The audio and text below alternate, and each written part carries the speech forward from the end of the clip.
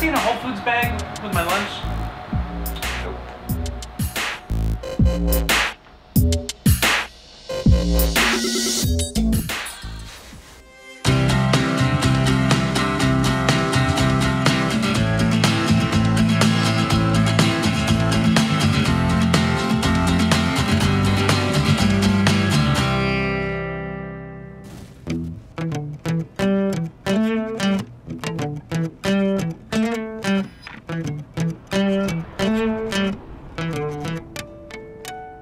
There's a lot of aspects of the hub that are not like an ordinary office, but the one that I did not think we would be facing is stolen lunches. I've been bringing it for years here, and something has happened that it's gone. See, I do things very differently. I wouldn't put my lunch in the fridge because I run this place. I know what it's capable of. You know, that happens in like corporate America, insurance companies with fat secretaries. Like, that's who steals lunch. And I did not expect that to happen here. So I was pissed. It's a problem, and as you can imagine, it has started a big old problem. There's one thing you do not do to a former fat kid, and that is mess with his food. Well, the first thing I did was start accusing people, because that's how you get results. Hey, B. Yes? This is gonna sound weird, but have you seen anyone walk by with a Whole Foods bag? Everyone walks with a Whole Foods bag, but specifically... My lunch was in the fridge and it's gone. Oh. And I know, I mean, you're close. I didn't know if you had seen anybody. B, number one, is like the closest to the fridge. And number two, if you look at B's desk, it's quite possible that she did take your lunch and left the container there. So, I mean, her office is a bit of a trash can. I mean that in a good way. It was like a lunch, or because like I've been noticing like people have been taking food out of the fridge, because like someone stole my tiramisu that I bought for somebody else, and I was really pissed. And I keep writing on the board too, like, please stop stealing my food. How long has this been going on? Well, my lunch was stolen too, so at least like 2 weeks by now. So I thought for sure she would know, or maybe. And come to find out, somebody stole her some sort of dessert from hers. She gave me a long story of extra stuff that I didn't necessarily care about, but she's had something stolen. So now it's an epidemic. Why didn't you say anything? I wrote on the board, it's all I can do. I asked who stole it, but that's not gonna turn up any answers. All right, well, you're close, so keep an eye out, because I'm just gonna poison my food. I mean, I'm just saying.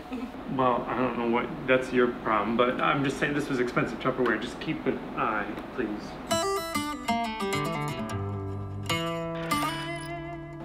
All right, so got a big week ahead of us here. As you know, like I spent a good part of the weekend with Mark. Okay. Mostly getting drunk, get his mind off the funding, but he seems to be stabilized now, I think. Okay. I talked him off the ledge. You talked him off the ledge? Yeah. That's good. On Mondays, Rich and I get together and we kind of go over what's going on in the hub. There's a lot of little issues that happen, things that pop up. There's people, there's projects, and there's a lot of cross-collaboration that happens. Christina has asked me to put together a few marketing pieces, okay, for some upcoming events for Canvas. Can't Michael do that? Yeah, we have two client projects right now. It's overwhelmingly slammed. So Rich comes in late, and the first thing he's doing is throwing more work on my plate. I already have to leave Thursday. I'm leaving early. It's cut short, and now he wants more work, more web design, more brochures.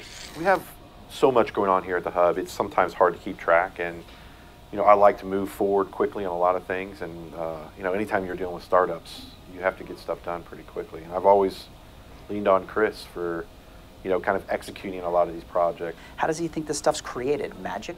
Ibusi's available. Okay. He's in Spain, and he can jump on this right now. He actually emailed me yesterday. Okay. So I'll go ahead and post a new project, and we'll just have them send me over the items, and okay, we'll get taken care of the next day. Okay, and he's in Spain. Oh, so he's one of your guys on Odessa. Right. So we get it today, then he'll go ahead and he'll have it tonight. Okay. And we'll have it tomorrow morning. Right on. Okay. So I'll get that over to you. Next item on we have to talk about, which I have no idea what's going on, so you have to fill me on this one. I know the Schermo guys, you got something going on this week? So the way it works usually is, somebody comes to our door with an idea, you know, and it might be something that I fall in love with, or I like, or something that Chris likes. But we usually have a pretty clear understanding that, you know, we're looking for a great entrepreneur with something that's competitive that we know that we can help scale. And it doesn't have to be the next Google or the next Facebook. It just needs to be something that, you know, can make money and give a return to investors. And sometimes, though, you know, Chris meets somebody and, you know, he becomes blinded. And, you know, in this case, you know, when I first heard about Schermo, I was like, these guys are printing T-shirts.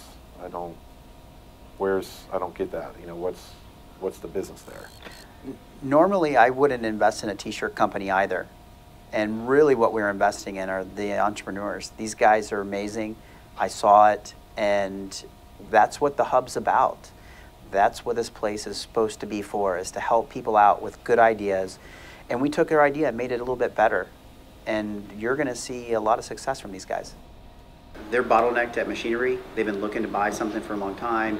I agreed to arrange the financing for that. And so in order for me to understand what we're purchasing, I'm actually going with them to the show on Thursday. It's in Orlando. It's not far away.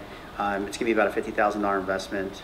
But, I mean, they got the numbers. They've been running through their software. Things are going good. They're growing. So this should be a good investment. So we'll see what happens. This is a T-shirt company, right? This is a T-shirt company. Yeah. High tech. It's a high-tech T-shirt company. I didn't believe it either. All right. But they sold me. They sold me. I just want to go on record. When next time you judge me on deals I bring to the table, I'm going to wear a big Shirmo shirt. Hey, Christina. Hi. Hey. I don't know if anyone told you, but apparently some lunches are being missing from the fridge. Like mine is gone. Yeah, I heard that. You yeah, heard? I did. I heard there's like a lot of it going on right now. Really? Yeah. Who is doing that? I have no idea. Well, I have a couple ideas. Who? Maybe. I'm kind of sniffing out all of that. Yeah. So I think, have you talked to Ryan? No. He eats so good. Do you think? I don't know. Do you think he's taking people's lunches? I don't know. Are you gonna say something? I mean, what am I supposed to say? Excuse me, I'm eating people's lunches. That's a great start. Do you? I could maybe say something. No, I got this. Are you sure? Yeah. Okay. I mean, don't tell my son. I'm not right away. Because you don't know if he did it or not. Okay. I'm just kidding. So maybe that. Okay.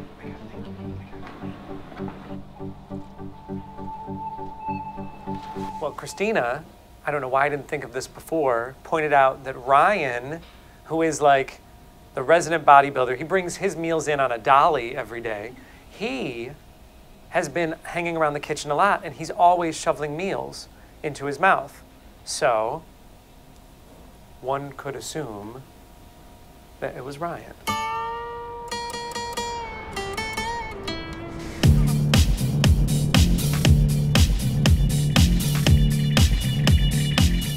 My name is Sean Averso. I'm co-founder and owner of Schermo Screen Printing and Design Company.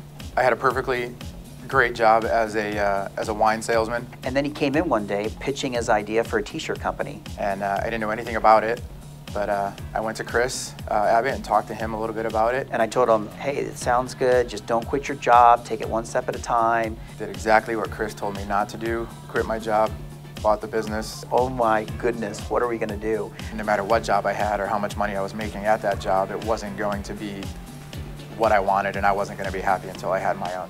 Sean is such an awesome guy. I was in.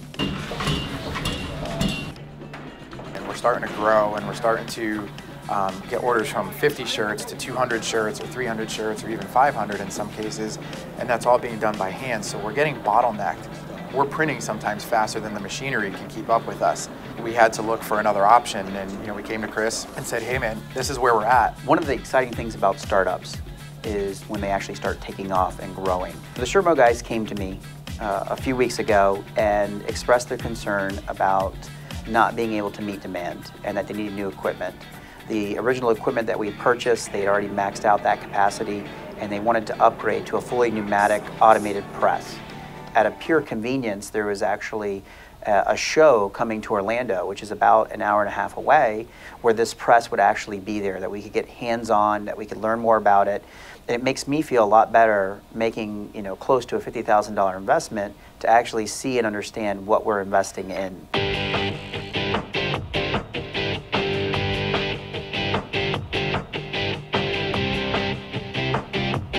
So the day's finally here. We're checking out the machine that these guys have picked out. We've aligned financing. Everything's in place. If this machine looks great, we're going to buy a machine today in Orlando.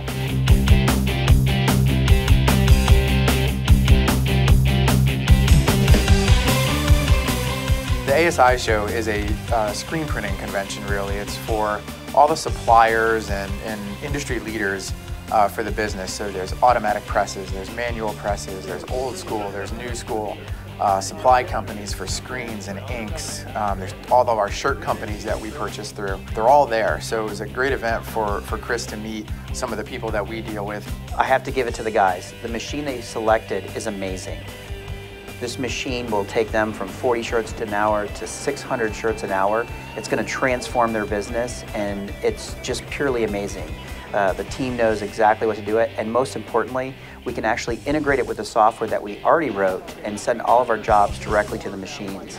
This is going to be huge for these guys. I get a chance to look at the invoice again, and I scroll down to the bottom, and the first thing that I notice is that shipping is at 0. Once I have the address for the new location, I can get an accurate shipping cost from Workhorse themselves.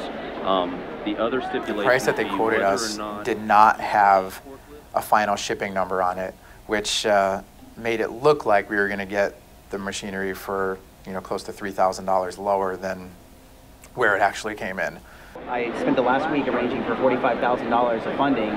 We get here, I was very clear that it had to be all-inclusive. You know, we're paying carry on this. We're gonna have a huge lag time between this thing starting to produce money and then the money going out the door, and to add another $2,500 in the last second when we come to the show. Something I wasn't really expecting. What these guys don't realize is that I had spent a week finalizing the deal and getting everything ready for a set price. And you cannot change the price at the last second. Well, $2,000 is over the budget that we allocated for the equipment. I mean, I know it doesn't sound like a lot, but it's, you know, we're already at 45,000. So, you know, now we're getting closer to 50. It's not just about the money. This is my life, my business. If we don't get this, I'm done. I can't move forward. Be as flexible as you can with us to understand that we're, you know, we need it. We need it to grow. This is our growth point. So we need to see what we can do there. All right, I'm trying to get into it. Well, let's see what we can do and work on getting some of the price. Well, I just have to look at the numbers, guys, because you know, I already arranged for 45. Yeah. I'm probably going to make a call and see if I can get 47 or 48. And you know, there's no guarantees there. Okay. Right. So let's roll with it. All right. Okay. It's not about the money. It's about the principle. It makes me look bad when I have to go back to my team of investors and tell them that the price has changed. This cannot happen. It shows a lack of just understanding what we're doing here. I don't even want to make the call.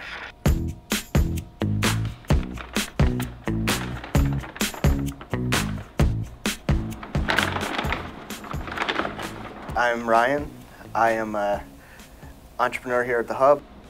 I'm a self-admitted health freak, as you can see. I work out 2 times a day, 6 days a week. I love to look good naked. Basically, my daily routine revolves around my meal schedule. I eat every 2 to 2.5 hours, so I literally schedule meetings around my food schedule. His lunchbox is the size of the dining room table. My full-time job is eating. He says this word, I forget, how does he say it? Hanger or hangry. Hangry? He says it all the time, that he's hangry, you know, hungry and angry because he needs to eat. And it's, I mean, it's bad, but I don't want to assume it's Ryan, because that would be awful that he's taking people's food. But listen, if I had to put my finger on one person in this building, inside the building, Ryan leaves me no choice.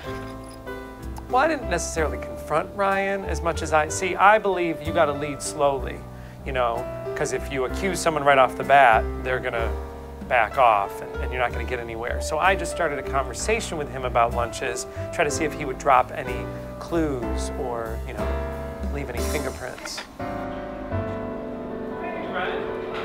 Hey Joey, how are you? I'm good. What are you doing? Eating my third meal of the day. You eat a lot of meals, don't you? Yeah. How do you know which ones are yours? I pack them. Do you always keep your lunch in the fridge? Not always, sometimes. You're probably hungry and like just grab and not really think about what you're grabbing sometimes, right? Because you get so hungry. Yeah, hangry is the word. Yeah, yeah. Do you, like, how would you know that that's yours and not somebody else's? So I put it in a brown bag. This bag, I put mine in a bag like that. Did you see another bag like this? I don't know. I may have. It's just interesting that you're always, it probably gets expensive to buy that many meals. You probably have to find other ways to get them, right? Yeah. Food's not cheap these days. I know. I know. Is that quinoa? I eat quinoa. I would have been eating quinoa. What do you mean you would have? My lunch has gone missing.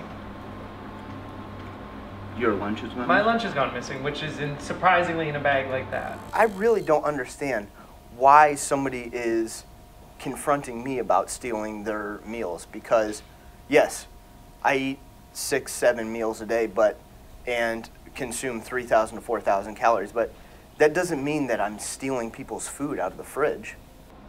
You know there's other people that use brown bags for their lunch. Yeah. Yes. It's just, you're always eating. I didn't know if you were... Are you accusing me of stealing your food? I'm not accusing you. I'm suggesting it's possible that in your rage of hunger, you don't look at the name on the bag and you just grab like an animal. When you're working out that much and you have that many hormones going through your body, it's possible he took it in a rage, like the Incredible Hulk. He didn't even know that he took it. It was a little irritating for him to come up and, you know, basically assume that I took his meal from the fridge. I can promise you that I didn't take your food, but I will help. Since I always am in the kitchen heating food up, I'll be sure to keep an eye out for you. I appreciate that. You always keep in this bag. Well, in a bag just like that, I don't know where the bag is. That's Okay. the point, is that it's gone. I don't mean to be rude, I'm just hungry. Do you want to bite of mine? I do not. It's here. It's good. He's not aware that he took anything. So the criminal is still at large, so to speak. $3,000 may not seem like a lot of money, but when you're working your tails off to try to line this investor up who believes in you, and you have to go back to him, you know, he may walk away. He's gonna think that we're a bunch of amateurs and that we can't run our business properly without even giving him a simple quote. I go ahead, I give the investor a call, and we talk through it. I explain why this mistake happened. I take responsibility that I didn't catch the shipping and handling was empty on the form.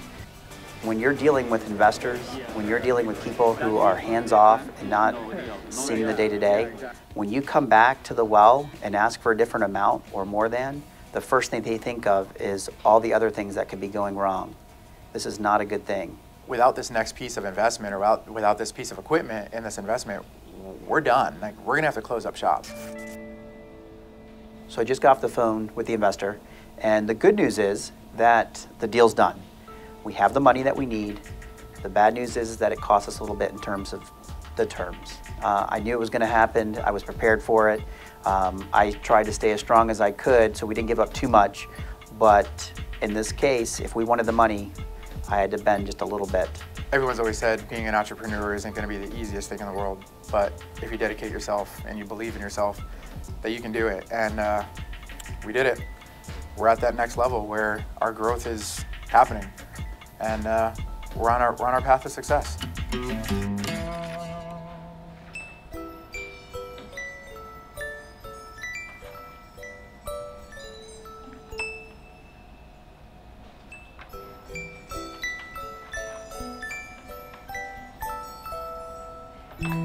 So I have a lunch in the fridge right now, and we're just gonna see, okay? I'm gonna put my faith in humanity one last time. But if it gets stolen, I'm done. I don't know what that means exactly, but they're gonna see a side of me that people don't normally see.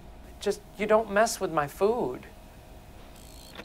One thing I know about being an entrepreneur is you have to expect the unexpected. It's not so much what challenges you're facing, but how you respond to them. And it's no different in a co-work space. Sometimes things go your way and you get that little extra capital that can make your venture succeed. And sometimes somebody just takes your lunch.